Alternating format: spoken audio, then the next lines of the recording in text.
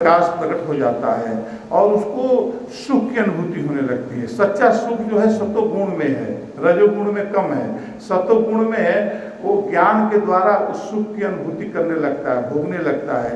लेकिन बताते हैं कि ये सतोगुण भी एक बंधन का कारण है। सतोगुण में व्यक्ति जो रहने वाला सोने की हथकड़ी की तरह बंधा हुआ रहता है, सोने की हथकड़ी से बंधा हुआ है और उसी में वो सुख महसूस कर रहा है। लेकिन बेड़ी तो बेड़ी होती है, चाहे लोहे की हो या सोने की। इसलिए हमें तमोगुण में प्रवेश करना है, सतो गुणातीत में प्रवेश करना है। तमो से रजो, रजो से सतो, सतो से गुणातीत। और गुणातीत जब होते हैं तो उस अवस्था का वर्णन यहाँ पर भगवान श्री कृष्ण कह रहे हैं। कहते हैं कि गुणातीत होने का अर्थ है अलिप्त रहना, किसी में लिप्त ना होना और निर्विकार होना। कोई विकार हमारे मन के अंदर ना हो। घृणा, द्वेष, नफरत, घृणा, ये सब जो विकारें हैं, ये क्रोध है तो ये सब असत्य है, ये विकार है। इस विकारों से मनुष्य जो है गुणातीत में जो प्रवेश करता है, इससे दूरी बना लेता है। क्योंकि ये तो गुण से ही संबंधित है, रजोगुण से संबंधित है, कोई सतोगुण से है, कोई तमोगुण से है। लेकिन गुणातीत होने का मतलब है कि ये सबसे परे हो जाना। तो कहते हैं कि उसको ये सब चीज़ प्रभावित नहीं करता है। इंद्रियां और मन विषयों की ओर स्वतः दौड़ते रहते हैं, किंतु ज्ञानी पुरुष उनकी क्रिया से अपना संबंध नहीं जोड़ता, उससे जोड़ता नहीं है, सम अवस्था बना लेता है। और क्योंकि वह गुण का चैतन्य स्वरूप आत्मा के साथ कोई संबंध नहीं है।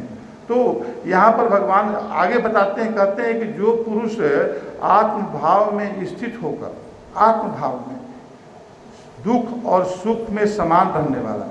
दुख सुख में समान कौन रहेगा? जो गुणातीत हो जाएगा, जो गुण के अंदर प्रभाव में रहेगा, उसको दुख सुख उसको साथ में लगा रहेगा, है ना, उसके साथ में उसका प्रभाव उसको डालता रहेगा। तो ये कहते हैं कि दुख सुख में समान रहने वाला, एक जैसा रहे, उसको जो है सम अवस्था बना ले अपना, वो स्थित प्रज्ञ बन जाता है वो। और कहते हैं कि मिट्टी के ढेले, पत्थर और स्वर्ण में समान भाव वाला होता है। अब देखिए, मिट्टी का पत्थर समझ लें कि हम सोना है और मिट्टी है और पत्थर है। तो ये मिट्टी जो तत्व है, ये सबको पता है कि ये कोई आदमी इसको जो है उतना महत्ता नहीं देगा, लेकिन सोने को महत्ता देता है, सोने को महत्ता देता है। तो सोने का महत्ता उसके मूल्य को जो देखता है तो उसको महत्ता देता है, तो उसमें उसके बंधन में वो बनता है। अगर वो सतोगुण रूप में है तो सतोगुण का बंधन उसको गुण के अनुसार प्रभावित करता है, और उसमें बंधने से वो आदमी कभी भी गुणातीत नहीं हो सकता।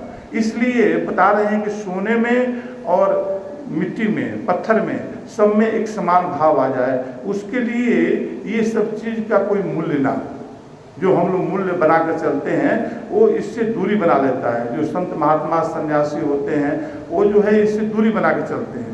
आगे बता रहे हैं, कहते हैं कि धीर हो, उसके अंदर धीरता है। धीरता क्या है? धैर्य है।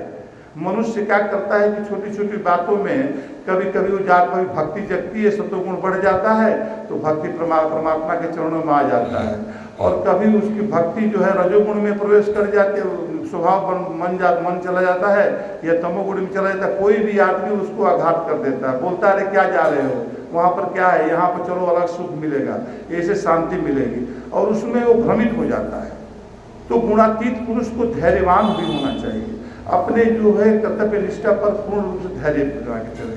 वो समझे कि हम जो रास्ते पर चल रहे हैं ये परमार्थकर मार्ग है, इस मार्ग को हमें विचलित नहीं करना है। ये मार्ग ही हमारे जीवन को कल्याण करेगा।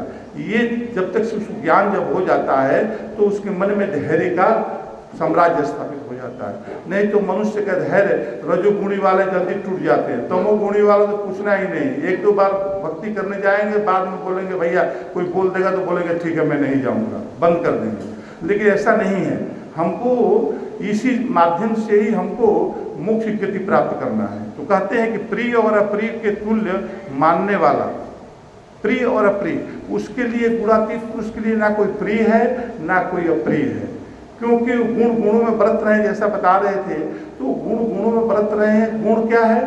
गुण हमारा सतो रजो तमो गुण है।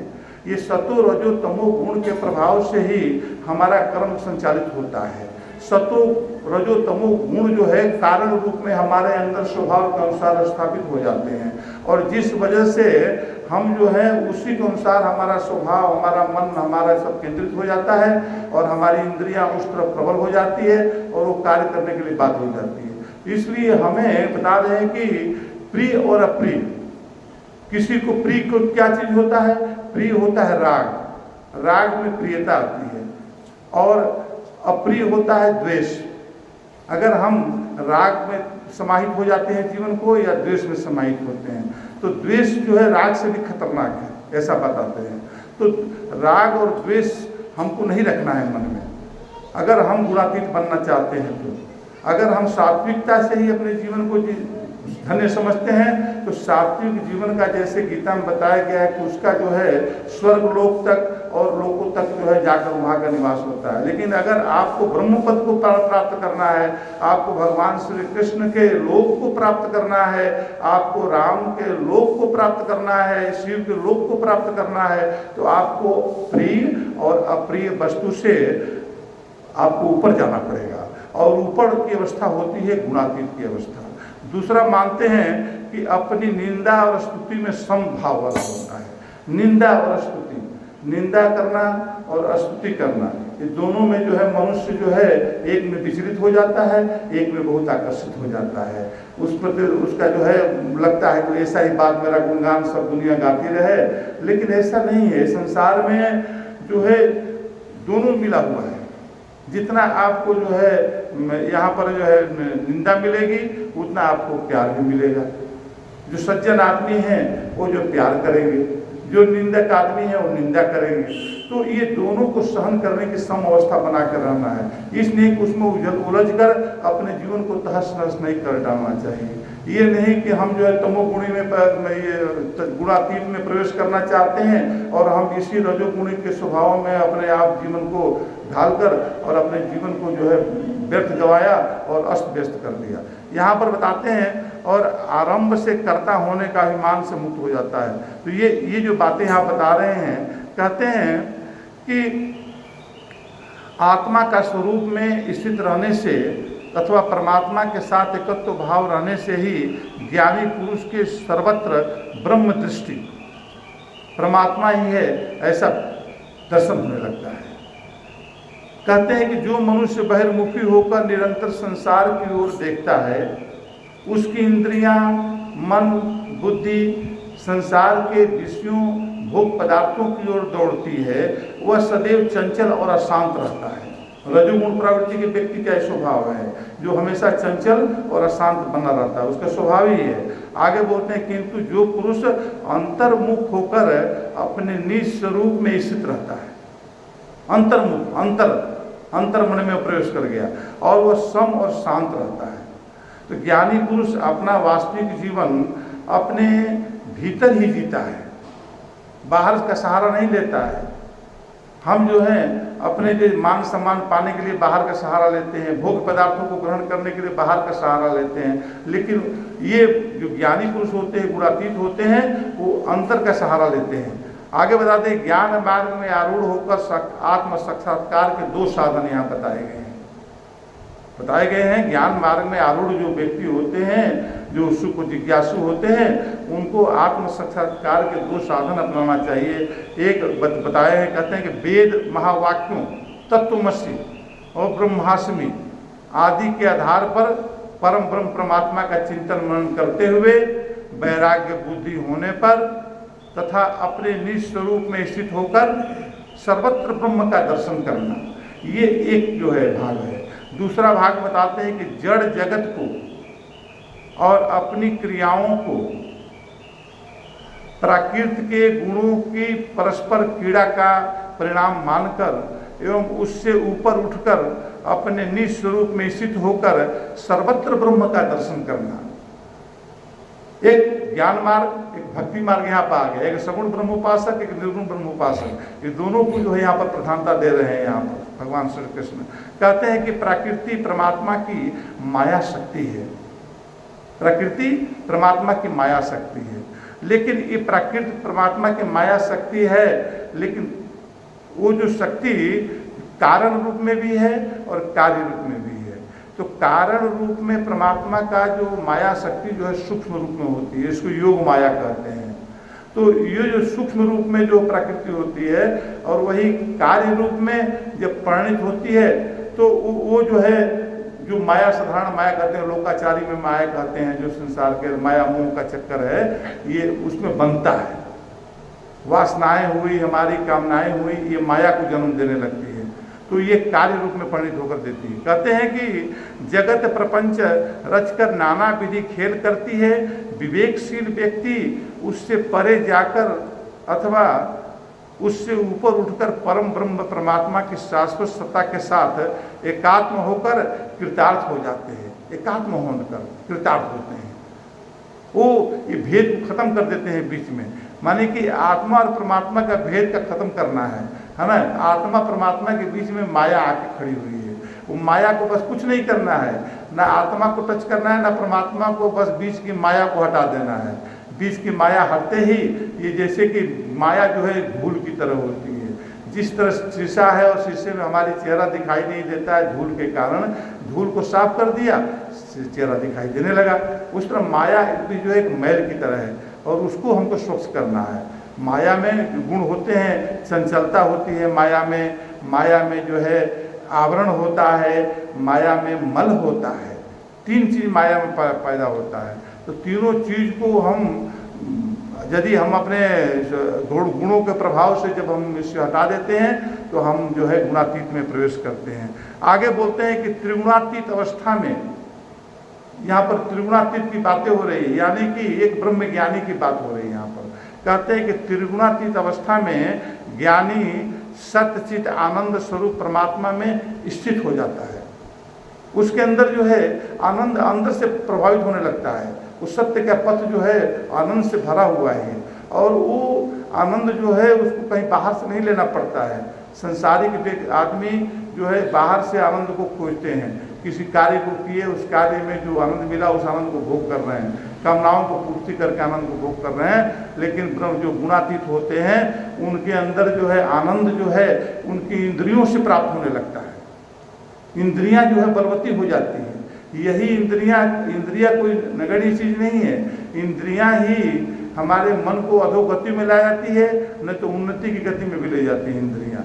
इंद्रियों के सहारे से ही तो हम आगे जो शास्त्र का ग्रंथ का अध्ययन अपने आंखों की दृष्टि से पढ़कर ही तो करते हैं। अच्छी अच्छी वाणी को सुनते हैं, कानों से सुनते हैं, हाँ, मुंह से बोलते हैं।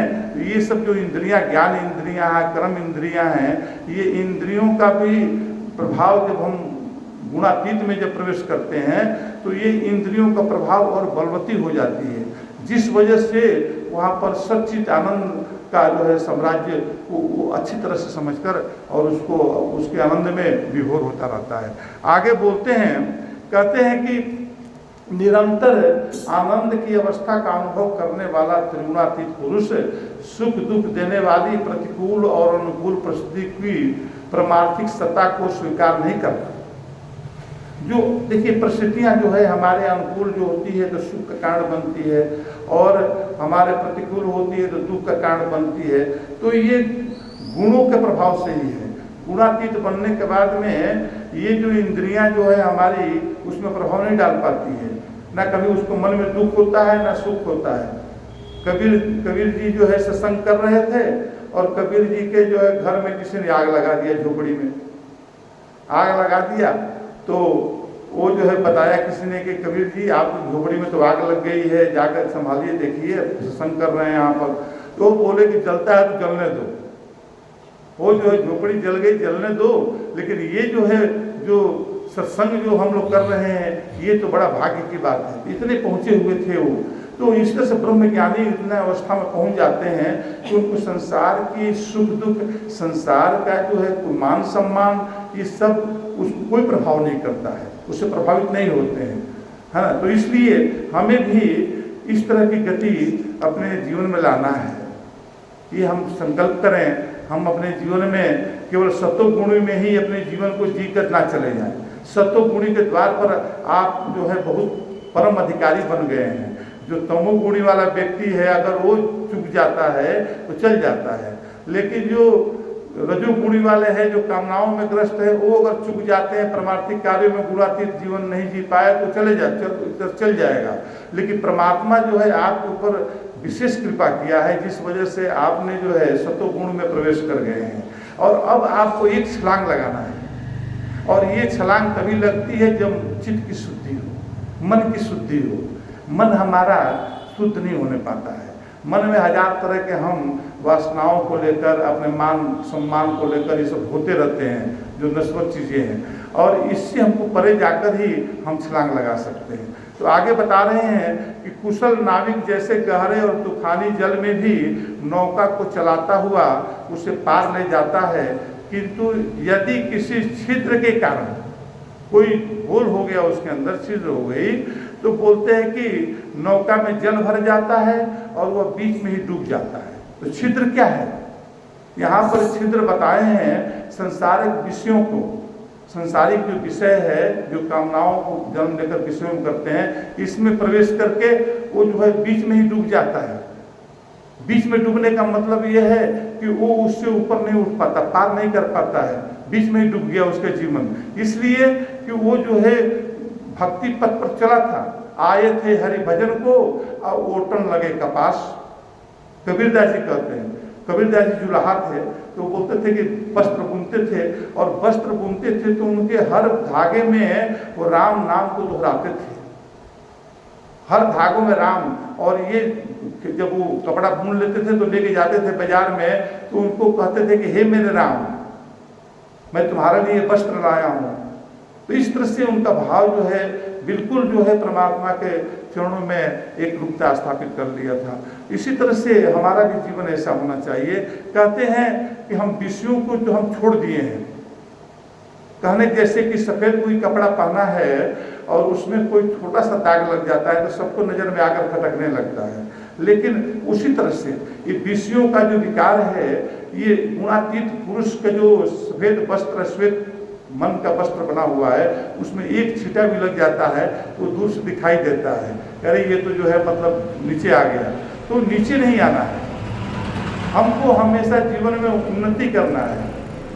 हम ऐसा ना हो कि हम सतोगुणी से रजोगुणी में आ जाएं और रजोगुणी से हम तमोगुणी में प्रवेश करके अपने जीवन को एकदम नरक बना लें। ऐसा नहीं, हमें जो है सतगुणी में आ गए हैं तो हमको गुणातीत बनना ही बनना है। बस एक छलांग की जरूरत है, और वो छलांग क्या है? वो छलांग है कि बिना छल कपट के, बिना ईर्ष्या राग द्वेष के, बिना जो है कोई विकार को अपने अंदर ना रखकर, और हम परमात्मा के चरणों में निश्चल भक्ति करें।